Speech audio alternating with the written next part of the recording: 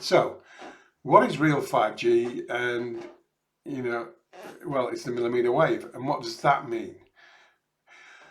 And why have we got more concerned about that than we have the previous technologies that have gone before, 2G, 3G, 4G, etc. Wi-Fi. Well, it's a much higher frequency signal than anything we've had before in terms of mobile technology, cell phone technology, to give it the American name. And I think, in all honesty, a lot of the concern about 5G is hype, but also at the same time, we haven't been here before. We haven't. The 60 gigahertz stuff isn't happening yet. Why is that? I don't know. There's certainly been some trials going on. There's one quite near where I am that's gone on for several years in Liverpool in the UK. But we're still not rolling it out. Surely it can't be, can it, that this is so dangerous that even the telecoms industry won't use it? Who knows?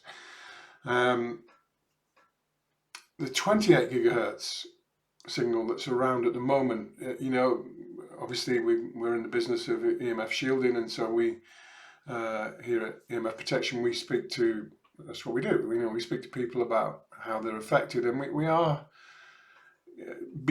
only beginning to experience people coming on saying they put 5G up and it's doing this to me. And there are some stories we haven't heard the like of before. Nothing too terrible, but well, for those that are suffering, it is terrible. But no, I don't. What I'm trying to do is avoid panic. I don't want us to panic, because it still at the moment for us feels a little bit like the advent of 3G and 4G. We were around for that, and there was a lot of panic around the 3G networks being built and the 4G networks being built, and there didn't really end up being that much difference, other than, and this is what I think we face with 5G as much as anything, other than there was just more radiation. When 3G was brought in, mobile phones were used more, so there was more mass built, more mass, more towers, more mass, more towers.